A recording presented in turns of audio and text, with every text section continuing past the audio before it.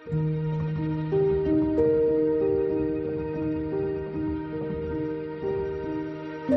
کے کھانے پینے کا خیال رکھتی ہے، لیکن اللہ تعالیٰ قرآن مجید کی اس آیت کے اندر بیان فرما رہے ہیں کہ قیامت کا دن ایسا ہوگا کہ دودھ پیتے بچے کو بھی ماں بھول جائے گی، بچے کو بلا دے گی، بچے کو چھوڑ دے گی اور چھوڑ کر کہیں چلی جائے گی۔ اس دن قیامت کے دن كل مرضعة عما أرضعت وتضع كل ذات حمل حملها، ماں کے پیٹ میں جو بچہ ہوتا ہے اس کے لیے 9 مہینے 10 دن 9 مہینے 20 دن گزرتے، لیکن قیامت کا دن اتنا خطرناک ہوگا کہ اس دن عورت اپنے بچے کو جن دے گی۔ وَتَرَى النَّاسَ سُكَارَىٰ، اور لوگوں کو آپ دیکھیں گے ایسا لگے گا گیا وہ نشے کی حالت میں ہے۔ وَمَا هُمْ بِسُكَارَىٰ، حالانکہ وہ نشہ نہیں ہوگا، وَلَكِنَّ عَذَابَ اللَّهِ شَدِيدٌ، لیکن اللہ تعالیٰ کا عذاب شدید ہے۔ سورج 1 میل کی دوری پر آ جائے گا، اتنا قریب آ جائے گا، لاکھوں میل کلومیٹر دور ہے، لیکن جب گرمی کا دن آتا ہے، گرمی کے موسم آتا ہے تو ہم گرمی کو برداشت نہیں کرتے۔ اتنا دور ہونے کے باوجود اتنی سخت گرمی کے دنوں میں ہوگی، اور جب وہ سورج سوا نیزے پر آ جائے گا، 1 میل دوری پر آ جائے گا، سورج تانبے کا ہو جائے گا، تو کتنی خطرناک گرمی اور کتنی بھیانک گرمی اور تپش ہوگی، اس کا اندازہ ہم نہیں لگا سکتے۔ حدیث پاک کے اندر موجود ہے کہ کوئی اپنے ٹخنوں کے برابر پسینے میں ڈوبا ہوا ہوگا، کوئی گھٹنوں کے برابر پسینے میں ڈوبا ہوا ہوگا، کوئی اپنے کندھوں کے برابر پسینے میں ڈوبا ہوا ہوگا، اور کوئی اپنے گناہوں کی وجہ سے پورا کا پورا پسینے میں ڈوبا ہوا ہوگا۔ اللہ کے علاوہ کوئی مدد کرنے والا نہیں ہوگا۔ ہر آدمی اپنی اپنی نفسی کے عالم میں ہوگا۔ انبیاء علیہ السلام اتنے بڑے نبی ہونے کے باوجود اللہ تعالیٰ سے کہیں گے کہ اے اللہ ہمیں بچا لیجیے، میں اپنا سوال کرتا ہوں، اے اللہ میں اپنا سوال کرتا ہوں۔ انبیاء علیہ السلام بھی پریشان ہوں گے۔ قرآن مجید کے اندر اللہ تعالیٰ فرما رہے ہیں کہ اس دن مجرم یود المجرم لو یفتدی من عذاب یومئذ ببنیہ، یا اللہ میں اس عذاب سے بچنے کے لیے فدیے کے طور پر، بدلے کے طور پر اپنے بیٹے کو دے دیتا ہوں، میرے بیٹے کو لے لے، اس عذاب سے مجھے بچا لے۔ یود المجرم لو یفتدی من عذاب یومئذ ببنیہ وصاحبته واخیہ وفصیلته التي تؤویہ ومن فی الارض جميعا ثم ینجیہ، اے اللہ میری بیوی کو لے لے، اس کو لے لے اور اس عذاب سے مجھے بچا لے۔ یا اللہ ہر چیز کو لے لے، یہاں تک کہ دنیا کی پوری دولت کو، دنیا کی ہر چیز کو وہ اللہ کے دربار میں پیش کرے گا، کوشش کرے گا کہ یا اللہ ان تمام چیزوں کو لے کر بس مجھے بچا لے، مجھے جہنم سے بچا لے، دوزخ کے عذاب سے بچا لے۔ اللہ تعالیٰ فرمائیں گے نہیں، ہرگز نہیں، کوئی آدمی کسی اور کا بوجھ نہیں اٹھائے گا، کوئی آدمی کسی کے گناہ نہیں اٹھائے گا۔ الوزن یومئذ الحق، اس دن وزن ہوگا، حق ہے، جیسے نظر لگنا حق ہے، موت حق ہے، قیامت کا آنا حق ہے، مرنا حق ہے، اسی طریقے سے قیامت کے دن اللہ تعالیٰ فرماتے ہیں اعمال کا تولا جانا بھی حق ہے۔ ضرور بالضرور فمن ثقلت موازینہ فهو في عیشة راضیہ ومن خفت موازینہ فأمہ ہاویہ۔ جس کے اعمال اچھے ہوں گے وہ کامیاب ہوگا، جس کے اعمال خراب ہوں گے اس کا ٹھکانہ ہاویہ ہوگا۔ نار حامیہ، حاویہ کہتے ہیں نار حامیہ کو۔ ایسا خطرناک دن ہے قیامت کا دن۔ اللہ تعالیٰ کے نبی صلی اللہ علیہ وسلم نے امتیوں کو یہ تلقین فرمائی کہ ہمیشہ قیامت کے عذاب سے بچنے کی دعا کرو۔ وقنا عذاب النار، وقنا عذاب جہنم، وقنا عذاب القبر، وقنا عذاب یوم القیامہ۔ یا اللہ تیرے علاوہ ہمیں کوئی قیامت کے دن بچا نہیں سکتا۔ اگر ایسے خطرناک دن میں، ایسی گرمی میں، ایسی پیاس میں جہاں کوئی سایہ نہیں ہوگا، کوئی بچنے کے لیے راستہ نہیں ہوگا، ایسے وقت میں اگر کسی کو سایہ مل گیا، بچنے کا راستہ مل گیا، پانی پینے کے لیے پانی مل گیا، کتنا خوش نصیب ہوگا وہ آدمی جس کو قیامت کے دن اللہ تعالیٰ سایہ نصیب فرما دے، وہ بھی اپنے عرش کا سایہ۔ اللہ تعالیٰ نے قیامت کے دن 7 قسم کے لوگوں کو اپنے عرش کا سایہ دینے کا وعدہ فرمایا ہے۔ ہم نے قیامت کی پوری ہر قسم کے بارے میں سماعت کیا، سنا کہ قیامت کیسی ہوگی۔ اگر قیامت کے دن اگر اللہ اپنا سایہ دے دے، عرش کا سایہ دے دے، تو کتنا خوش نصیب ہوگا وہ آدمی جس دن اللہ کے عرش کے سائے کے سوا کوئی سایہ نہیں ہوگا۔ سبعۃ، حضرت ابو ہریرہ رضی اللہ تعالی عنہ فرماتے ہیں کہ 7 قسم کے لوگ ایسے ہوں گے، سبعۃ یظلھم اللہ فی ظلہ یوم لا ظل الا ظلہ۔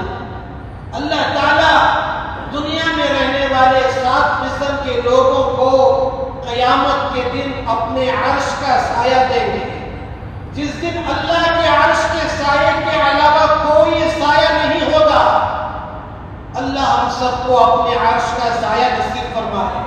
وہ کتنے خوش نصیب ہوں گے بندے جن لوگوں کو اللہ تعالیٰ قیامت کے دن اپنا سایہ، اپنے عرش کا سایہ نصیب فرمائیں گے۔ 7 قسم کے لوگ ہیں۔ ہم کوشش کریں کہ ان 7 قسم کے لوگوں میں شامل ہوں، ایسے اعمال کریں کہ اللہ تعالیٰ ان 7 میں سے ایک میں داخل کر دے اور قیامت کے دن عذاب سے بچا دے۔ قیامت کے دن اللہ کے غضب سے، اللہ کے غصے سے بچا لے۔ اللہ کے نبی صلی اللہ علیہ وسلم فرماتے ہیں سب سے پہلا آدمی جس کو قیامت کے دن اللہ اپنے عرش کا سایہ نصیب فرمائیں گے، الامام العادل، انصاف کرنے والا بادشاہ، انصاف کرنے والا حاکم، انصاف کرنے والا آدمی، مظلوم کی مدد کرنے والا آدمی، غریبوں کی مدد کرنے والا بادشاہ، ظلم اور قتل و غارت گری سے بچنے والا بادشاہ، الامام العادل، جو بادشاہ انصاف کرے گا اللہ اس کی حکومت میں برکت دیتے ہیں، غریبوں کی دعا لگتی ہے۔ ورنہ جو حاکم، جو بادشاہ خون چوستا ہے، معصوموں کو مارتا ہے اور معصوموں کو پریشان کرتا ہے، ایسے بادشاہ کو اللہ تعالیٰ تباہ و برباد، جب سے دنیا شروع ہوئی ہے آج تک برباد کرتے آ رہے ہیں۔ ایسے خاتمہ بھی اللہ برا کرے گا۔ تو سب سے پہلا آدمی الامام العادل، انصاف کرنے والا۔ گھر میں آپ بڑے ہیں، گھر میں انصاف کریں۔ دکان میں آپ بڑے ہیں، دکان میں انصاف کریں۔ مسجد میں آپ بڑے ہیں، مسجد میں انصاف کریں۔ مدرسے میں آپ بڑے ہیں، مدرسے میں انصاف کریں۔ آفس میں آپ بڑے ہیں، آفس میں انصاف کریں۔ تو صرف الامام العادل صرف بادشاہ کو نہیں کہا جاتا، بلکہ جو آدمی بڑے ہیں، جن کے ہاتھ کے نیچے کام کرنے والے ہیں، جن کے ہاتھ کے نیچے رہنے والے ہیں، بیوی ہے، بچے ہیں، بوڑھی ماں ہے، بوڑھا باپ ہو اور بیوہ بہن ہو، خالہ ہو، پھوپھی ہو، ایسے مجبور لوگوں کی مدد کرنے والا، انصاف کرنے والا، ظلم سے بچنے والا آدمی بھی قیامت کے دن اللہ کے عرش کے سائے میں ہوگا۔ بھائی نے غلطی کی، بھائی غلط ہے، تو ہم بھائی کہہ کر اس کا طرفداری نہ کریں۔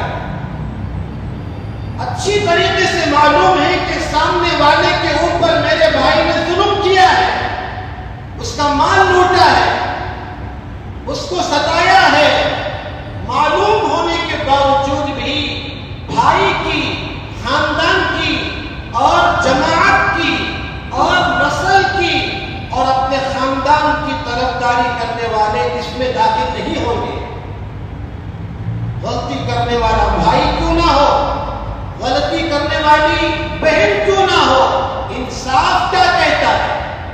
قرآن مجید اور حدیث پاک میں ایسے لوگوں کے بارے میں کیا فرمایا ہے؟ ایسے انصاف کرنے والے لوگ بھی قیامت کے دن اللہ کے عرش کے سائے میں ہوں گے۔ اللہ کے نبی صلی اللہ علیہ وسلم انصاف کے بادشاہ، آپ کے ہاتھ سے پوری 60 پر 3 سال کی زندگی میں رائی کے دانے کے برابر بھی کسی کے اوپر ظلم نہیں ہوا، رائی کے دانے کے برابر بھی بے انصافی نہیں ہوئی۔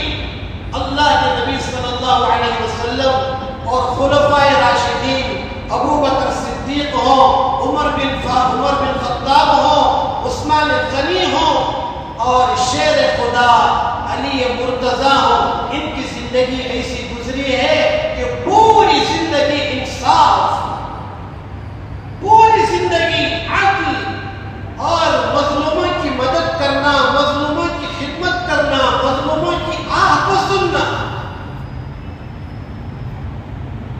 بنو خزیمہ کی ایک عورت نے چوری کیا اور چوری اگر ثابت ہو جاتی، عینی شاہدین کے مطابق، گواہوں کے مطابق، یا چور نے خود مان لیا کہ میں نے چوری کی، تو قرآن مجید میں اللہ تعالیٰ نے فرمایا فَالسَّارِقَةُ وَالسَّارِقَةُ فَاقْطَعُوا أَيْدِيَهُمَا، چور اور چورنی ان دونوں کو اسلامی شریعت کے اعتبار سے ہاتھ کاٹا جائے۔ بنو خزیمہ کی ایک عورت نے چوری کی اور اللہ کے نبی صلی اللہ علیہ وسلم کے سامنے فیصلہ آیا، چوری ثابت ہو گئی۔ اللہ کے نبی صلی اللہ علیہ وسلم نے اس عورت کے ہاتھ کاٹنے کا حکم دے دیا۔ اس عورت کے خاندان والے، قبیلے والے، رشتہ دار، ہماری خاندان کی عزت چلی جائے گی، ہمارے خاندان کی عزت مٹی میں مل جائے گی۔ آپ فدیہ لے لیجئے، پیسہ لے لیجئے، مال لے لیجئے اور فدیہ لے کر اس ہماری عورت کو چھوڑ دیجئے۔ حضرت سلمان رضی اللہ تعالی عنہ کو انہوں نے گواہ بنا کر بھیجا۔ حضرت اسامہ بن زید رضی اللہ تعالی عنہ کو بھیجا کہ آپ جائیے، اللہ کے نبی صلی اللہ علیہ وسلم کی خدمت میں کہیے کہ ہماری بچی کو چھوڑ دیا جائے، ہاتھ نہ کاٹا جائے، اس کے بدلے میں فدیہ لے لو، پیسہ لے لو، درہم لے لو، دولت لے لو۔ اللہ کے نبی صلی اللہ علیہ وسلم नाराज हो गए। फरमाया इन्हीं चीजों की वजह से पहले जमाने के लोगों पर अल्लाह का अज़ाब आया था। अमीर गलती करता तो उसको माफ कर दिया जाता था, गरीब गलती करता तो उसको सजा दी जाती थी। अमीर का कत्ल भी माफ, हम आह भी करते हैं तो हो जाते हैं बदनाम, वो कत्ल भी करते हैं तो चर्चा नहीं होता। हम सिर्फ छोटी सी गलती कर देते हैं तो बदनाम हो जाते हैं, वो कत्ल भी कर देते हैं तो कानों कान किसी को खबर नहीं होती।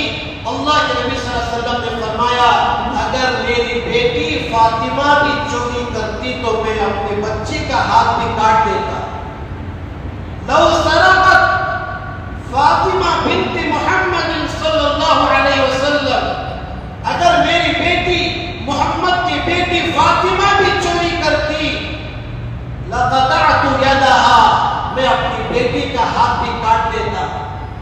ये इंसाफ अल्लाह के नबी सल्लल्लाहु अलैहि वसल्लम के जमाने में, जिसकी बिना पर फौज दर फौज लोग आपके इंसाफ को देखकर इस्लाम में दाखिल हुए, ईमान में दाखिल हुए और कलीमा पढ़कर मुसलमान हुए। हज़रत उमर बिन खत्ताब रज़ियल्लाहु ताला अन्हु के जमाने में जब आप खलीफा बने, बहरैन से इत्र आया, बेहतरीन इत्र, मुश्क बेहतरीन इत्र आपकी खिदमत में आता है। हज़रत उमर बिन खत्ताब रज़ियल्लाहु ताला अन्हु फरमाते हैं कि इस इत्र को लोगों में तकसीम कर दिया जाए। बीवी ने कहा कि मैं तकसीम कर दूंगी, मैं डाल दूंगी, बोतल में डाल दूंगी। हज़रत उमर बिन खत्ताब रज़ियल्लाहु ताला अन्हु ने फरमाया नहीं। क्यों? उसमें क्या गलती है?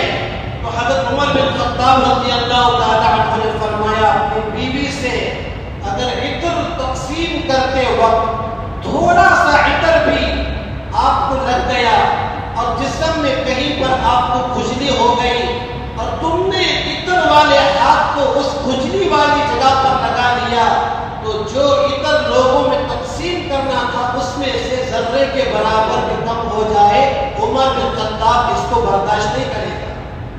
कल क़यामत के दिन उमर अल्लाह को क्या जवाब देगा इस इत्र के बारे में?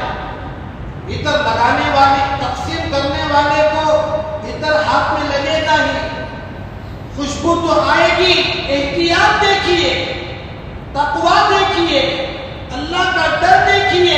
इसे उमर बिन खत्ताब जैसे बड़े जलील क़द्र सहाबी को, जिनकी तारीफ अल्लाह ताला ने आसमान से की, जिनको अल्लाह के नबी सल्लल्लाहु अलैहि वसल्लम ने अल्लाह से मांग कर दिया कि या अल्लाह उमर बिन खत्ताब को ईमान दे दे, इस्लाम को इज्जत दे दे। उमर बिन खत्ताब के लिए आप सल्लल्लाहु अलैहि वसल्लम ने दुआ की है, लेकिन एहतियात देखिए कि अपने आप को क़यामत के दिन अल्लाह के दरबार में इस इत्र के सवाल से बचने के लिए कितनी कोशिश कर रहे हैं। यह इंसाफ हज़रत उस्मान गनी रज़ियल्लाहु ताला अन्हु के बारे में आता है। एक मरतबा आपने खादिम से कहा कि मेरे कान को मरोड़ दे। खादिम ने कहा कि क्यों? मैं आपके कान को क्यों मरोड़ूं? हज़रत उस्मान गनी रज़ियल्लाहु ताला अन्हु ने फरमाया एक दिन मैंने तुम्हारा कान मरोड़ा था, अगर क़यामत के दिन अल्लाह ताला इसके बारे में सवाल करेंगे तो मैं इसका क्या जवाब दूंगा?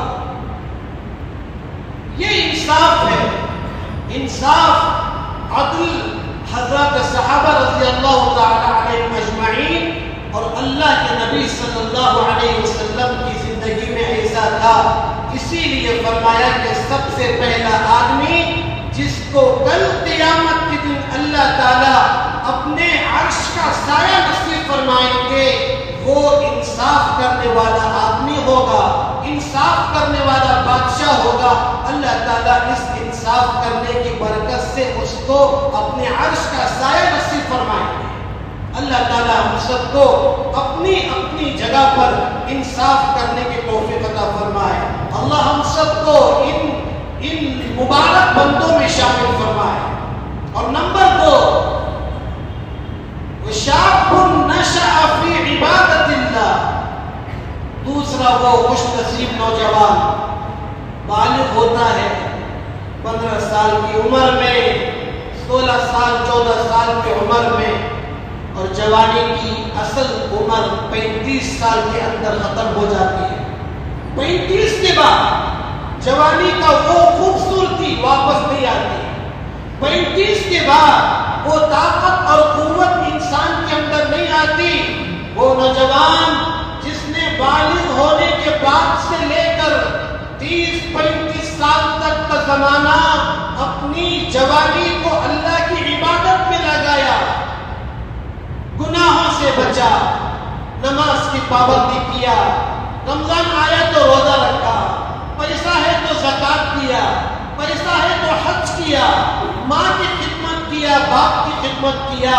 اللہ کے نبی صلی اللہ علیہ وسلم فرماتے ہیں قیامت کے خطرناک دن میں اللہ تعالیٰ ایسے نوجوان کو وشاب نشأ فی عبادت اللہ، جو اللہ کی عبادت میں اپنی جوانی کی زندگی کو گزار دیتا ہے، ایسا خوش نصیب بچہ، ایسا خوش نصیب نوجوان بھی عرش کے سائے میں ہوگا. اللہ کو عبادت سب کی پسند ہے. بوڑھے عبادت کرے تب بھی پسند، نوجوان عبادت کرے تب بھی پسند، عورت عبادت کرے تب بھی پسند، عورت کے بچے عبادت کریں تب بھی پسند. لیکن بڑھاپے میں جوانی کی طاقت نہیں رہتی. بڑھاپے میں ہم بولتے ہیں تو ٹھیک سے بول نہیں پاتے، سامنے والا ہماری بات کو ٹھیک سے سمجھ نہیں پاتا. بڑھاپے میں سننے کی طاقت کم ہو جاتی ہے. سامنے والا کوئی بات کہتا ہے تو ہم 2 بار پوچھتے ہیں کہ کیا بولا. ٹھیک سے نہیں سن پاتے، ٹھیک سے چل نہیں پاتے، ٹھیک سے رکوع نہیں کر پاتے، ٹھیک سے سجدہ نہیں کر پاتے.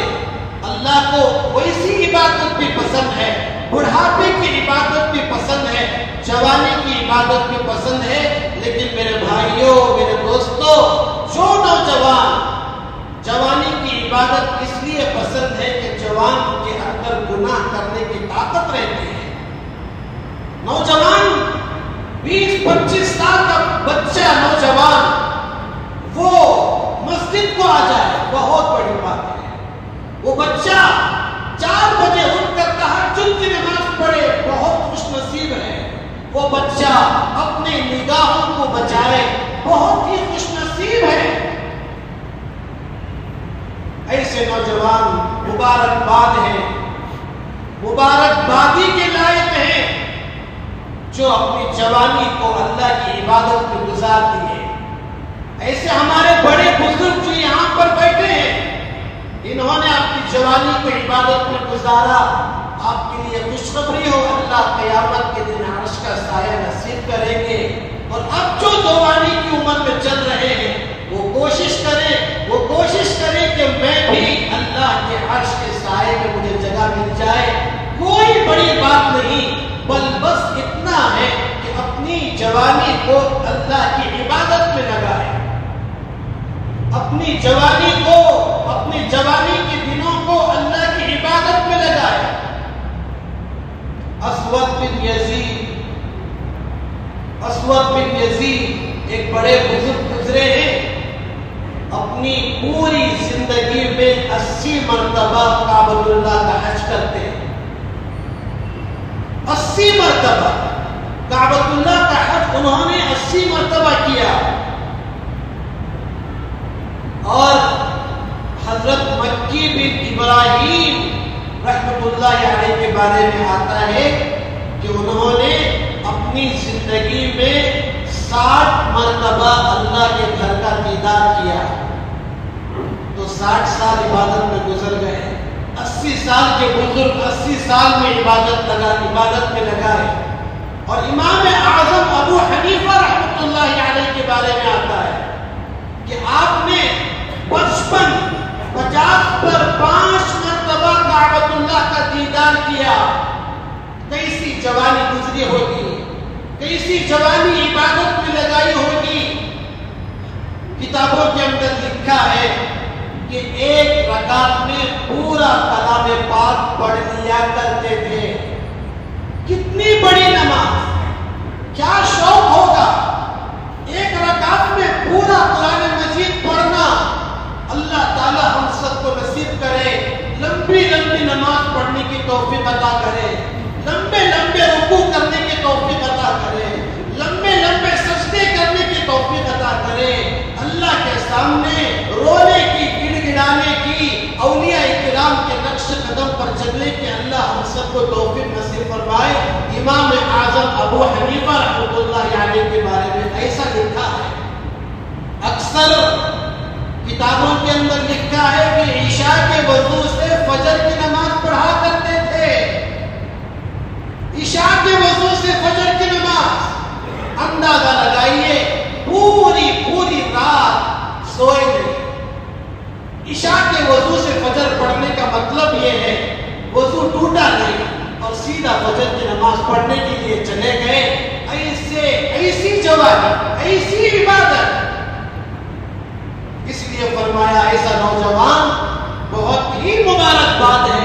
अल्लाह हम सब के बच्चों को नेक बनाए, अल्लाह हमारी औलाद को दीन की समझ अता करे, अल्लाह हमारे बच्चों को नमाज की मोहब्बत पैदा करे, अल्लाह हमारे बच्चों के अंदर रोजा रखने की, कुरान पढ़ने की अल्लाह ताला को तौफीक अता फरमाए। अल्लाह हमारी बच्चियों को फातिमा के नक्शे कदम पर चलने की तौफीक अता करे। अल्लाह हमारी बच्चियों को आयशा सिद्दीका जैसे नक्शे कदम पर चलने की तौफीक अता करे। अल्लाह ताला क़यामत के दिन ऐसे बच्चे, ऐसी बच्चियों को जिन्होंने अपनी जवानी अल्लाह की इबादत में गुजारी हो, अपने अर्श का साया नसीब फरमाएंगे। और खुसूसन नौजवान उलमा अपनी किताबों में लिखते हैं कि नौजवान खुसूसन खास तौर पर दो गुनाहों से अपने आप को बचाने की कोशिश करे, अल्लाह वाले बनेंगे, नेक बनेंगे, औलिया में अल्लाह आपका शुमार करेगा। नंबर एक गुनाह नजरों की बेएहतियाती, बदनजरी। सबसे पहला गुनाह नौजवान, जवानी है, ताकत है, कुव्वत है, कोई देखने वाला कोई रोकने वाला नहीं। ये 17 और 25 साल का नौजवान अपनी निगाहों की हिफाजत कर ले, अल्लाह ताला उसके निगाहों को बचाने और नामहरम लोगों पर अपनी निगाहों को पड़ने से और रात के गुनाहों से, इंटरनेट के गुनाहों से, केबल के गुनाहों से और फेसबुक के गुनाहों से और जितने भी जो सोशल मीडिया पर गुनाह के रास्ते हैं, नौजवान अगर आंखों को बचा लिया, अल्लाह को डरा, अल्लाह से डरा, अल्लाह देख रहा है, मैं ये गुनाह नहीं करूंगा, अल्लाह ताला उस क़यामत के दिन अर्श का साया नसीब फरमाएंगे। इसलिए सबसे पहला नौजवान कोशिश करे कि अपनी निगाहों को बचाए, किसी भी बच्ची पर हमारी निगाह गलत ना पड़े। हर बच्ची को अपनी बहन समझे, हर बड़ी औरत को माँ समझे, किसी बच्ची को तकलीफ ना दे, किसी बच्ची की इज्जत के ऊपर हाथ ना डाले, बल्कि वो बच्ची जब मेरे करीब आए तो उसको हिम्मत पैदा हो कि ये मेरा भाई, ये मेरा भाई दूसरों से मुझे बचाएगा, दरिंदों से मुझे बचाएगा और गलत किस्म के नौजवानों से मुझे बचाएगा। मुसलमान बच्चा नौजवान ऐसा हो कि मुसलमान की बच्ची को एक ताकत पैदा हो कि ये मुसलमान है, ये मेरी हिफाजत करेगा। ऐसा ना हो कि मुसलमान खुद उसकी इज्जत को लूटने की कोशिश करे। कितने वाक़या मुसलमान नशे की आदत में पड़े, नशे के लिए सब कुछ कर दिया और जब नशे की हालत में आया तो एक मासूम बच्ची को भी नहीं छोड़ा। चंदीन हासिल में जो वाक़या पेश आया आपको मालूम होगा, मासूर दिमाग से कमजोर है वो बच्ची। जब 3-4 नौजवान नशा लेकर उस बच्ची की इज्जत लूट लेते हैं और वो बच्ची मर जाती है। कल क़यामत के दिन इन नौजवानों को अल्लाह कैसे छोड़ेंगे? वो माँ तड़प रही है, बाप तड़प रहा है। तो सबसे पहला गुनाह जो छोड़ने के लिए उलमा फरमाते हैं اپنی نگاہوں کی حفاظت کرے۔ اللہ ہم سب کو توفیق دے، اللہ ہم سب کو اپنی نگاہوں کو بچانے کی توفیق دے، ان نگاہوں سے قرآن دیکھنے کی توفیق دے، ان نگاہوں سے ماں کو دیکھنے کی توفیق دے، حج کا ثواب ملے گا، ان نگاہوں سے بوڑھے باپ کو دیکھنے کی توفیق دے، مسکرا کر بات کرنے کی توفیق دے، مسکرا کر ماں کو دیکھنے پر حج مبرور کا ثواب ملے گا، مسکرا کر بوڑھے باپ کو دیکھنے پر حج مبرور کا ثواب ملے گا۔ ان آنکھوں سے اللہ کعبہ دکھائے، ان آنکھوں سے اللہ مدینہ دکھائے، ان آنکھوں سے اللہ عرفات کا میدان دکھائے، اور قرآن مجید کو دیکھنے کی، چومنے کی، پیار کرنے کی، پڑھنے کی اللہ ان آنکھوں کو استعمال کرنے کی توفیق عطا فرمائے۔ یہ پہلا گناہ ہے، نوجوان بچ گیا تو کامیاب۔ دوسرا گناہ علماء اپنی کتابوں میں لکھتے ہیں کہ نوجوان موسیقی سے اپنے آپ کو بچانے کی کوشش کرے، گانوں سے، میوزک سے، گانے کے بجائے قرآن سنے، گانے کے بجائے حزب الاعظم سنے، گانے کے بجائے منزل سنے، گانے کے بجائے نعت پاک کو سنے، گانا سننے کے بجائے قاری عبد الباسط رحمۃ اللہ علیہ کی قرات سنے، گانا سننے کے بجائے ہمارے بڑوں کے واقعات ڈال کر دیکھیں، گانا سننے کے بجائے ہمارے اولیاء کرام کے واقعات ڈال کر سنے۔ یہ دوسرا گناہ ہے، آج گانا سننا عام ہو گیا ہے۔ اللہ ہم سب کی حفاظت کرے، اللہ ہم سب کو بچائے کہ اللہ تعالیٰ ان دو گناہوں سے بچیں گے، گانا اور بد نظری، ان دو گناہوں سے بچنے کی ہم کوشش کریں۔ اللہ تعالیٰ ہم سب کو عمل کرنے کی توفیق عطا فرمائے۔ 7 لوگوں میں سے صرف 2 کی آج بات ہوئی ہے، باقی 5 کی بات اللہ زندگی دیا، موقع دیا تو آپ کے سامنے آئندہ جمعہ پیش کرنے کی کوشش کروں گا۔ اللہ تعالیٰ ہم سب کو عمل کرنے کی توفیق نصیب فرمائے۔ وآخر دعوانا الحمدللہ رب العالمین۔ الحمدللہ رب العالمین۔ اللہم صل علی سیدنا محمد وعلی آل سیدنا محمد وبارک وسلم۔ ربنا آتنا في الدنيا حسنة وفي الآخرة حسنة وقنا عذاب النار۔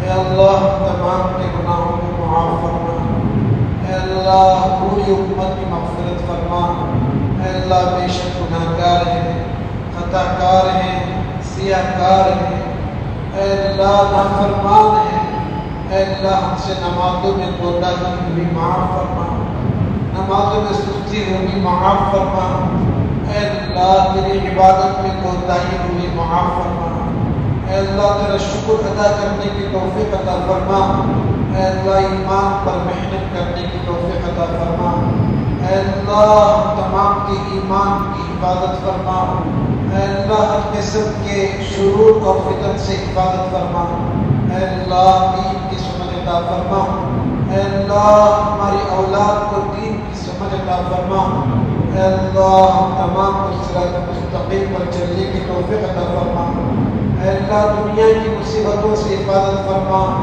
آخرت کے پریشانیوں سے حفاظت فرما، اے اللہ دنیا کی بیماریوں سے حفاظت فرما، موت کے صدمے سے حفاظت فرما، دنیا کی تکلیفوں سے حفاظت فرما، سکرات کی تکلیف سے حفاظت فرما، اے اللہ ہم تمام کو اے اللہ نیک توفیق عطا فرما، سچا پکا مسلمان بننے کی توفیق عطا فرما، شیطان کے دھوکے سے حفاظت فرما، نفس کی نفسانیت سے حفاظت فرما، اپنے نیک بندوں میں شامل فرما۔